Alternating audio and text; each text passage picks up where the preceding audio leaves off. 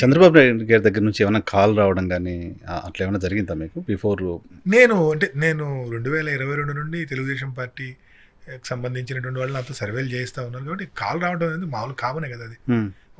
క్లయింట్కి పని చేస్తున్నప్పుడు క్లయింట్ నుండి కాల్ రావడం అనేది గొప్ప విషయం ఉంది. నేను రెగ్యులర్ కలుస్తుండేవాడిని చంద్రబాబు గారిని గతంలో. అంటే ఫ్రీక్వెంట్గా తెలుగుదేశం 2022 నుంచి పనిచేశారా? ఆల్మోస్ట్ పోలింగ్ కంటే ఒక 15 రోజులు అంటే నామినేషన్ల వరకు నేను. సో అప్పుడు వాళ్ళకి మీరు ఇచ్చిన సర్వేల్లో కూడా టీడీపీ ఓడిపోతుందని 100% అసలు. అవునా? నా చేత చాలా మంది సర్వేలు చేయించేదే ఉన్నది ఉన్నట్టుగా చెప్తాడని, ఎక్కడ కూడా శశబిషలు లేకుండా. ఎన్ని సర్వేలు చేస్తుంటారు 2022 నుంచి పోలింగ్ 15 రోజుల ముందు వరకు? అంటే ఆల్మోస్ట్ స్టేట్లో ఉన్నటువంటి 175 నియోజకవర్గాల్లో 2 times, కొన్ని 3 times, 4 times అట్లా కవర్ చేసాం. సో 15 days ముందు పోలింగ్ వరకు టీడీపీ ఓడిపోతుంది అనేది ఆరామస్తాన్ వెరీ క్లియర్.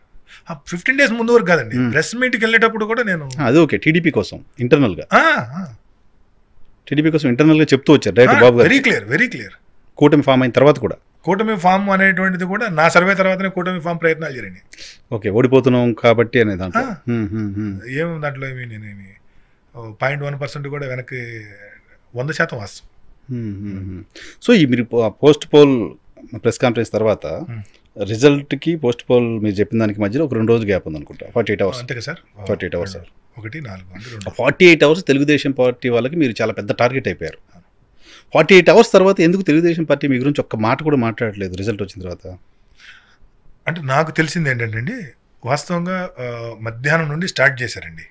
4వ తేదీ ఫలితాలు, అదే 4వ తేదీ మధ్యాహ్నం నుండి ఫలితాలు అర్థమైపోయినాయి కాబట్టి 4వ తేదీ మధ్యాహ్నం నుండి తెలుగుదేశం పార్టీకి సంబంధించిన సోషల్ మీడియా వాళ్ళు 5వ తేదీ ఉదయాన్నే చంద్రబాబు నాయుడు గారు లేదంటే ఆయన ఆఫీస్లో ఉండేటువంటి ముఖ్యులు చూసి